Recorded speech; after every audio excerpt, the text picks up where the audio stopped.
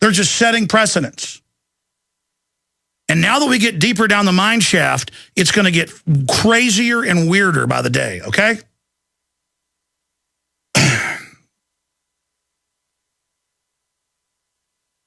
They want the average person to be like a child and to be unable to deal with real issues.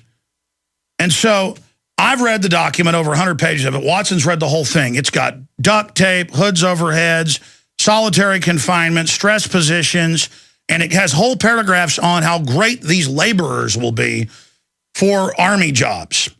So it's got slave labor. See, we call it forced labor. There's Watson ratcheting back what it really is. It's slave labor.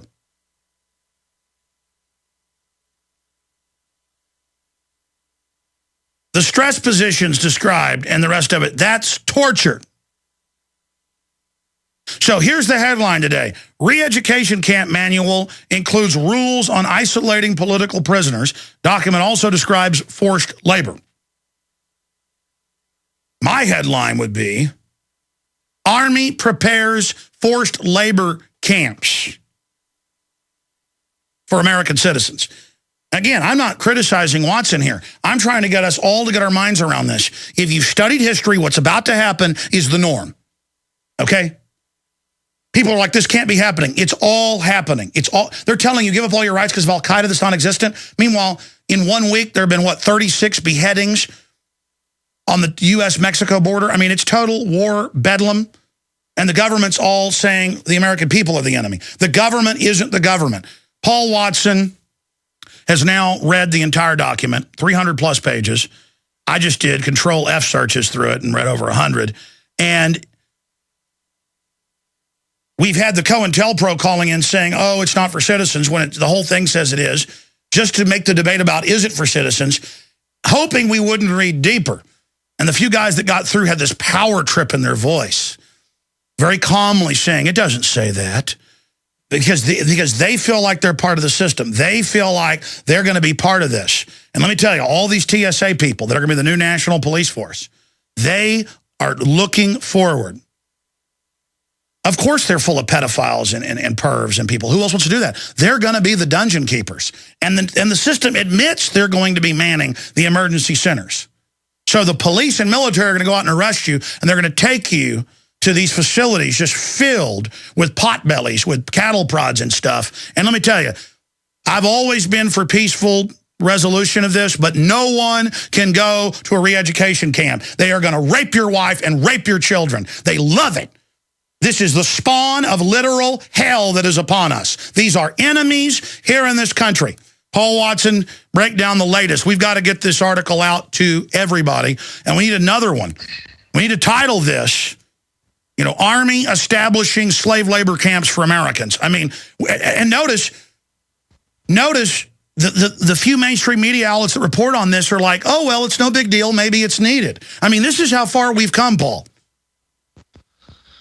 Well, sometimes, Alex, it doesn't matter what headline you put on it. People will find any way possible to deny it. And as you said, first they said it wasn't for citizens. We disproved that with about a dozen or more separate examples where it says directly if the president passes an executive order that nullifies posse comitatus, then everything in this manual applies to US citizens. And there's several references to US territory. There's a reference to identifying prisoners via social security numbers. So we proved beyond doubt that it does apply to US citizens. So then this whole new thing about, oh, this is just a scenario. It's just a plan for some future event. They're always making plans, the army. This will never happen. It's not a plan. It's a manual. It's to train people. This is how you treat detainees in detention camps. And as we saw from Abu Ghraib, I mean, they treat them a lot worse than what's in this manual even. But this says directly that it's all designed to occur in the US as well. So today, this morning, I went through it once again and found this provision about forced labor, which is, again, if you do a Control-F search, like you said earlier, you can find all this. Page 277 of the manual states, detainees constitute a significant labour force of skilled and unskilled individuals. These individuals should be employed to the fullest extent possible in work that is needed to construct, manage, perform administrative function for and maintain the internment facility. So they're going to employ, through forced labour, the detainees, the prisoners, to build and maintain their own prison camp. And that's what the New World Order prison planet is. We build our own prison camp. The whole thing's a re-education camp. And that's exactly what I said on RT last week, because I've studied these. These camps are actually to create the trustees to go out and be the operatives in the general public. The real political detainees, they'll never be released. This is mainly a boot camp system for displaced persons, and they become the slobbering, fawning trustees. All right. It talks about the political prisoners will be separated from the rest of the camp population, and they'll use the PSYOP propaganda on some of the camp population to become informers on the rest of them. So, yeah, that's exactly what it says. And also, with this whole labour issue, the re-education camps, the infamous ones in China and North Korea, which is why all this is so chilling, because the people who don't know that don't know its origins. They don't know that there's 200,000 North Koreans currently in re-education camps over there. But the whole idea behind them is not really re-education. Once they're in the camps, there's no plan to, release them back into society, the political prisoners. It's all about back-breaking forced labour, 14 hours worth of, hard slog with little food and completely inhumane conditions. So that's the case in China and North Korea. And that's why it's such a threat in these manual documents, because, as I said, it mentions forced labour. Also, another thing I found just before, about half an hour ago, originally we went with the headline, leaked U.S. Army document outlines plan for re-education camps in America.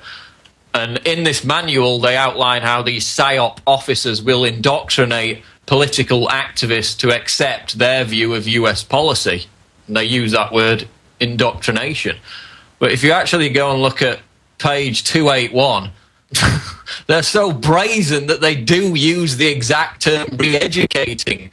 It says, planning and conducting PSYOP to achieve other multinational and or joint PSYOP task force or PSYOP support element objectives, such as reorienting or re-educating the IR facility population, that's the prisoners, or setting the stage for acceptance of future operations.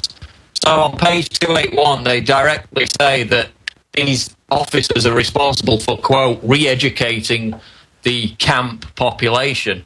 So how anybody can be exaggerating that when it's right there in black and white in an army manual training document, again, the level of denial knows no bounds. And remember, that's a psychological warfare point, is to always just deny, even as the tank is ramming into your house, they're blaring, we're not assaulting, come out with your hands up. You come out, they found, most people will, and then they shoot you. So it's just like in Mars Attacks, to use a children's analogy. The aliens are running around killing everybody with a loudspeaker saying, don't run, we are your friends. And the people come out with their hands up, and the aliens shoot them and go, ha, ha, ha, ha, because it's so funny to them. And that's what's so funny, is they call us the extremists who are awake to this and then sit around laughing. It's like Karl Rove telling the media at a cocktail party, New York Times, Washington Post, he said, we control reality, you'll do whatever we say. And the media said, you're right, sir, we'll do whatever you say. So they could say the sky is, black at high noon when it's not. The media will say it. And here's the deal. They're already in police manuals now saying, go ahead and pick somebody up and take them in. I've seen this in law enforcement magazines, if they've got to get us out of the UN sticker for questioning. And then now you'll just, at first they're starting to set up these facilities where they just take you in for no reason. Everybody's getting used to being arrested. The police have been told, arrest people for no seatbelt, get everybody in the system. Next time you get arrested, you don't come back. And they just hand you over to the feds, you disappear. And for a while, they're going to get away with that. But then everybody is just going to start resisting when anybody pulls them over. But that's part of the plan then. And the government's going to say, look, see, the American people are terrorists. They're starting to shoot any cop that pulls them over. I mean, can police see where this is going to go? Well, I mean, police are going to be involved with doing it because it says DHS, ICE, FEMA, civil support operations in the aftermath of man-made disasters, terrorist attacks, accidents, or incidents in the U.S. and its All right, your territories. Skype's breaking up, Paul. It's usually fantastic. We'll check things on your end and our end, reconnect with you, and come back. Yeah, I mean, this is forced labor camps. It's got torture stuff in it. And this is the new freedom. You're not patriotic if you're not for forced. For a long time, you've heard me talk about building your own food supply with... Again, criminal interests have taken over. They're going to all go to prison if we ever take the country back. So they're going to overthrow the country completely. And they're going to stage terror attacks, everything else, and use the collaborator media and population to pose as the saviors. I mean, we have been captured by a foreign banking cartel. We are occupied. We've still got some media systems. We are the counter-revolution they warn of. That's why police and all your manuals were demonized. We're what's left of America. It's so simple, but you've got to wake up to the occupation to understand it. Here's Alexander Solzhenitsyn, who was in the Russian slave camps, and how we burned in the camps later, thinking, what would things have been like if every security operative, when he went out at night to make an arrest, had been uncertain whether he would return alive and had to say goodbye to his family, or if during periods of mass arrest, as for example in Leningrad, when they arrested a quarter of the entire city, people had not simply sat there in their lairs, paling with terror at every bang on the downstairs door and every step on the staircase, but had understood that they had nothing left to lose and had boldly set up in the downstairs hall an ambush of half a dozen people with axes, hammers, pokers, or whatever else was at hand. These are folks that didn't have guns. The organs would have very quickly suffered a shortage of officers and transport, and notwithstanding all of Stalin's thirst, the cursed machine would have ground to a halt if we didn't love freedom enough. And even more, we had no awareness of the real situation. We purely and simply deserved everything that happened afterward. Alexander I. Solzhenitsyn. Well, I'm Alexander Jones of Texas, of the once great Republic of the United States, and we are occupied worldwide. The same management system is in Europe, is in Australia, is in Canada, is in Mexico. It's global management government. And they now are putting TSA everywhere. They're now setting up checkpoints everywhere. They've now got fascist propaganda. They're now admitting they're all listening to us. All of this is happening. World government's being announced. England, total tyranny is being announced. Exact same stuff. Disappearances, secret arrest. China's got the same system. This is global government. We're toe-to-toe with the New World Order. And all over the document, how DHS is going to round us up and put us in camps. And they are hiring with psychological tests. Well, who they hire at the camps in Iraq? People kicked out of federal and state jails for raping people. They're building armies of just the most deranged, sickening demons you can imagine. And they're going to send the police and military out to grab us and carry us back to them. And let me tell you, the public deserves what they get, and those that are part of this deserve what you get. Paul Watson, your comments you were trying to get to on the rest of the document. Well, I was just making the point that there's this whole meme about, oh, this is on Infowars.com, that means it can't be true. There's a quote that says, this is a continuation of the Infowars narrative of internment camps. This is nutter territory. That's what I think. Yeah, see, we're bad because we're right. When we're right, that's the proof we're bad. We're crazy because we're right. People can't admit that we're right. It's not like, oh, you were right, let's do something. But that's psyops. That's the minority you're listening to, Paul. But it does show they're psyoping. Well, it's laziness because they can't be bothered to read. It's 326 pages. They can't be bothered to read any of it. So it's easier just to say, oh, that's from Infowars. It's probably BS. But B, my thinking, the media got excited a couple of months ago about President Bashar Assad's emails that were leaked with some mindless nonsense in them. Imagine if they found a leaked document out of Syria where Assad planned to intern political dissidents, forced labour and re-educate them. Do you think the media would be interested? Well, yes, they would. Not in this case. Well said. We have